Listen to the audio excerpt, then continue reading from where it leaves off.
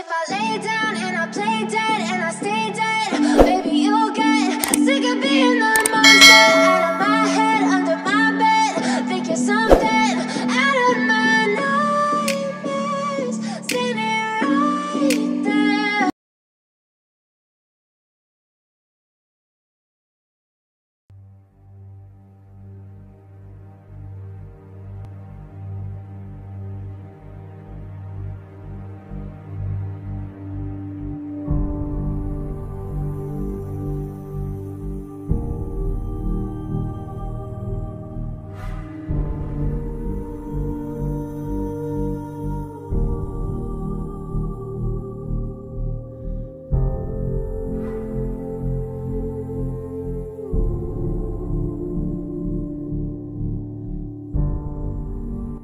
Tubuh YN melemah, tersungkur ke lantai karena kaki itu tidak mampu lagi berpijak.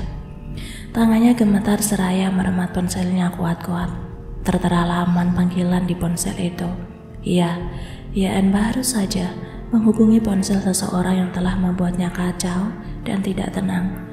Lalu saat fajar tiba, Jimin datang menjawab segala firasat buruknya.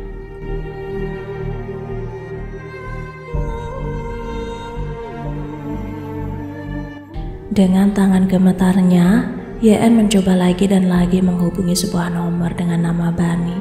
Tidak berhasil. YN mencoba lagi dan selalu tidak berhasil.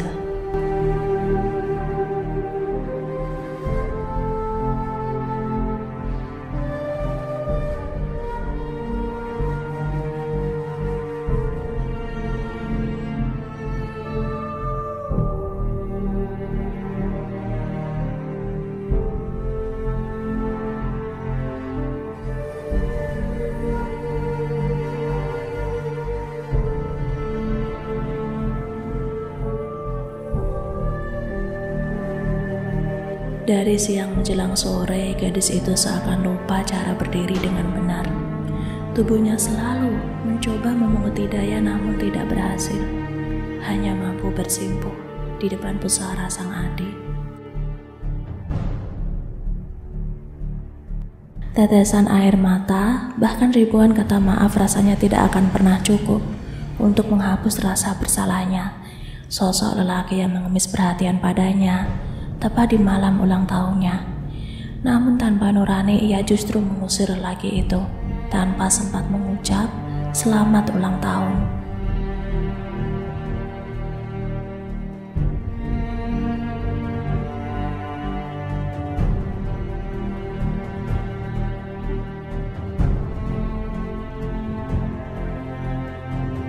Sang kekasih yang masih setia berdiri di belakangnya mulai mengusap bunda itu secara perlahan.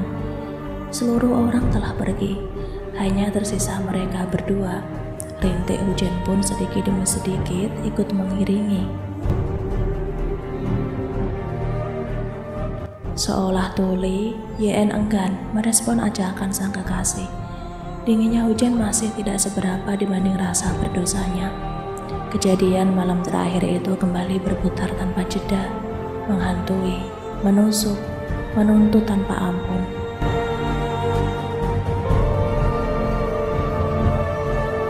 Di sisi lain, pria yang saat ini memakai setelan serba hitam serta berkacamata hitam hanya mampu menyeringai kecil, seolah sangat bahagia, layaknya bermain-main di atas komedi putar. Tidak ada yang tahu jika namanya adalah dalang di balik tragedi mengenaskan ini. Bahkan Tuan dan Nyonya Pak tidak mengetahui. Mulut licin Pak Jimin mengaku jika Jongkook terjun ke jurang murni karena kecelakaan.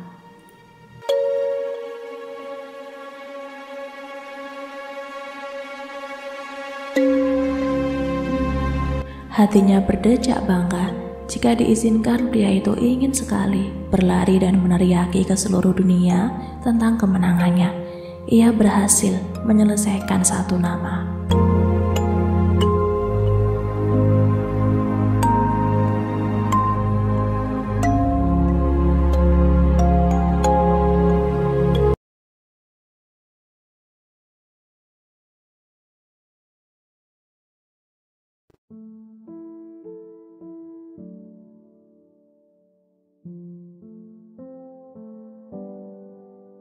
John Medical serta John Corp kini resmi berubah nama menjadi P Medical Utama dan P Corp. Tentu nama yang berhasil menaiki tahta tertinggi adalah sosok yang baru saja menerima penghargaan sebagai tokoh paling dermawan di negeri ini, Park Ji-min. Senyum ramah kelewat lembut terpancar diiras tampaknya. Para reporter telah berbaris rapi di depan sana, bersiap mengabadikan tokoh terpenting di atas paling penting dalam ruangan ini. Park Ji-min mulai menerapkan langkahnya perlahan ke atas podium itu, memberikan beberapa sambutan dengan tema utama kemanusiaan. Setelah deretan kata per kata selesai terlontar, seluruh orang terkagum bangga, bertepuk tangan dengan sangat lantangnya.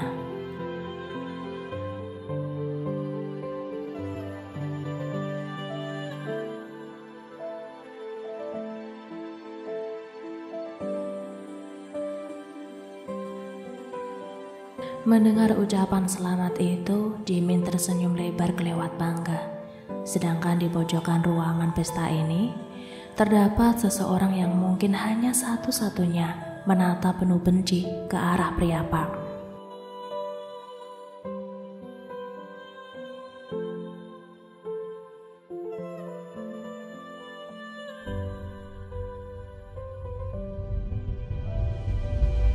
Kim Tae-hyung mewakili kedua orang tuanya untuk memenuhi undangan pesta saat ini.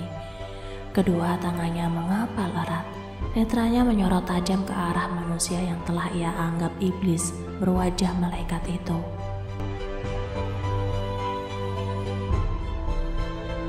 Selain Yeon, Taehyung adalah orang kedua yang terpukul saat mendengar kepergian manusia tak berdosa 1 tahun yang lalu. Dan kini ia harus menyaksikan dengan mata kepalanya sendiri sebuah kenyataan yang sangat menyakitkan.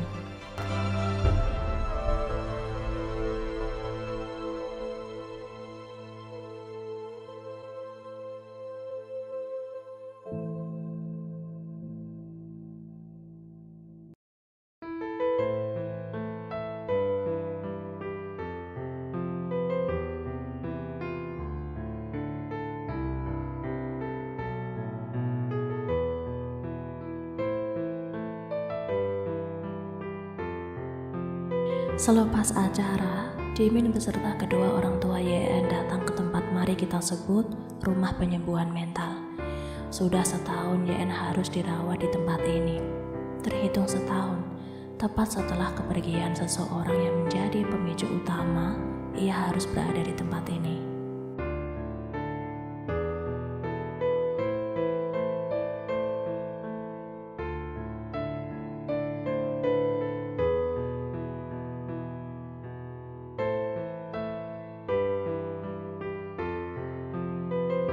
Tubuhnya berdiri tegap di samping jendela.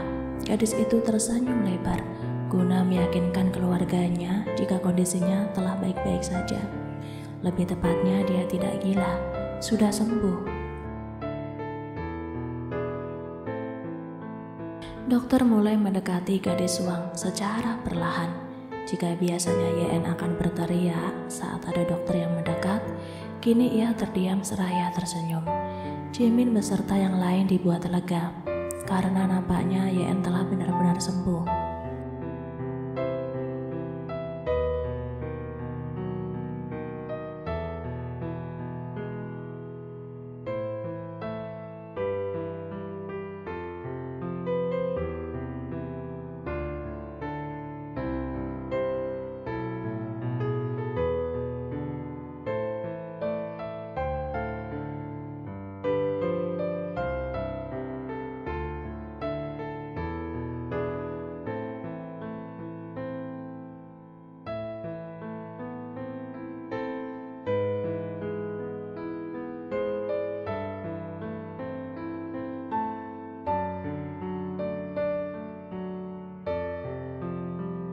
Ji-min, Tuan, dan Nyonya Hwang dibuat tersenyum.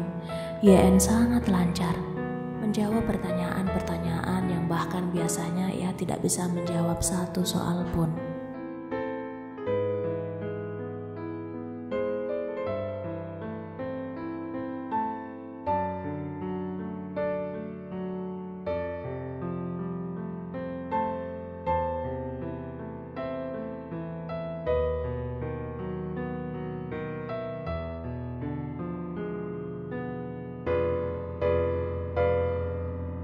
YN berteriak. Terpaksa dua perawat memegangi kedua tangan YN lalu menyuntikkan obat tidur. Dokter menundukkan kepala, memijat keningnya frustasi. Nyonya Huang lagi-lagi menangis. Jimin hanya menunduk lelah. Setahun sudah ia harus menghadapi kekasihnya yang gila seperti ini.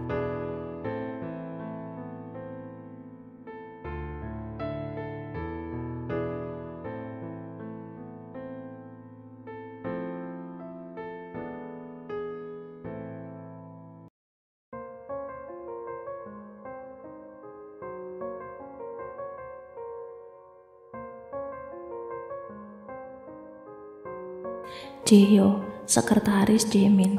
Sudah setahun wanita itu bekerja sebagai tangan kanan Pak Jimin. Jika diteliti baik-baik, seluruh pekerjaan tidak ada yang bermasalah. Perusahaannya pun berjalan dengan sangat lancar. Namun kenapa tuannya nampak frustasi? Wanita itu penasaran.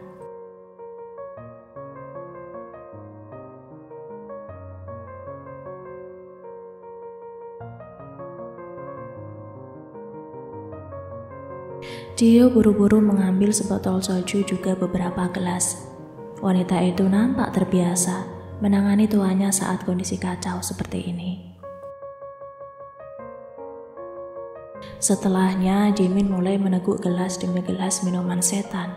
Ji-hyo dengan setia dan sukarela menuangkan minuman-minuman itu untuk tuannya.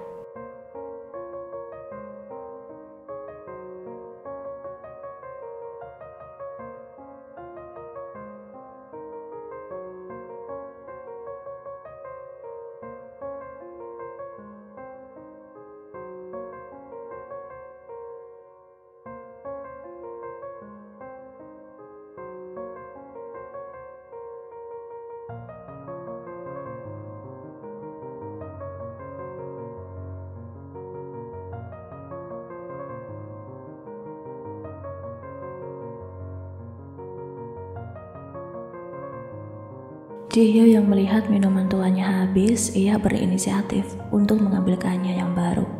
Namun saat hendak berdiri, tiba-tiba tangan kanannya ditarik, mengakibatkan tubuhnya kini berada di atas paha kekar itu.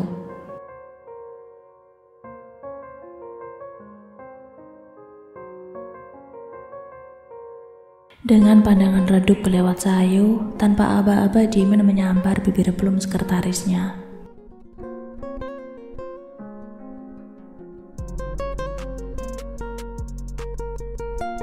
Lenguhnya saat bibir sialan itu mendarat turun ke area leher, meninggalkan beberapa jejak di sana. Ji-hyo meremat kuat-kuat rambut tuanya. Tubuhnya seolah melayang.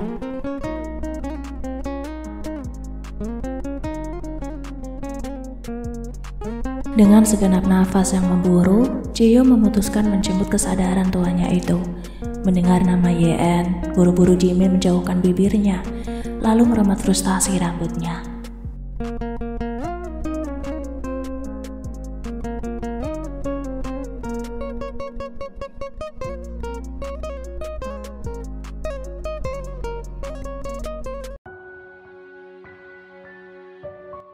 Enam bulan yang lalu, YN resmi dinyatakan sembuh. Pada saat itu pula Jimin langsung melamarnya. Dan kini mereka berdua akan dipertemukan dalam sebuah altar suci, menghadap Tuhan untuk menjemput restu penyatuan.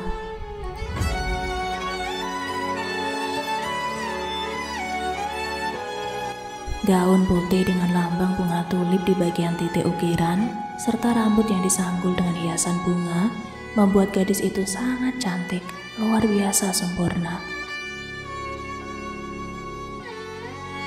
YN menerapkan kaki perlahan menuju ujung altar pernikahan.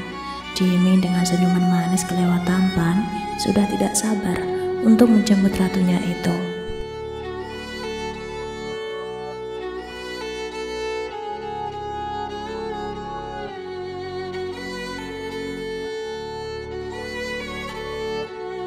Keduanya mulai menghadap sang pendeta, mengikuti lantunan suci ayat-ayat akad itu. Dan tepat hari ini, keduanya telah resmi menjadi sepasang suami istri.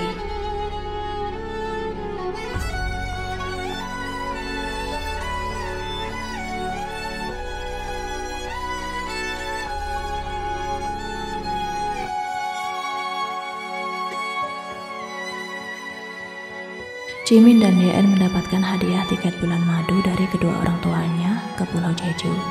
Dengan perasaan bahagia, Jimin tentu langsung mengajak sang istri pergi tepat malam ini.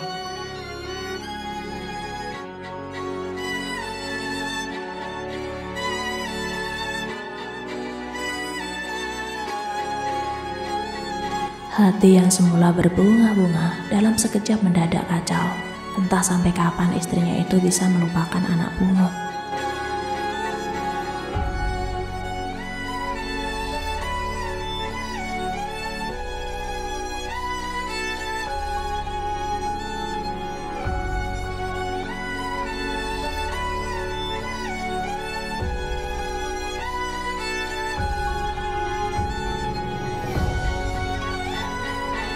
Cukup lama Yeon hanya berdiam diri di pusara sang adik. Jimin hanya berdiri jengkel di belakang Yeon, tanpa berniat ikut berbicara sepatah kata pun.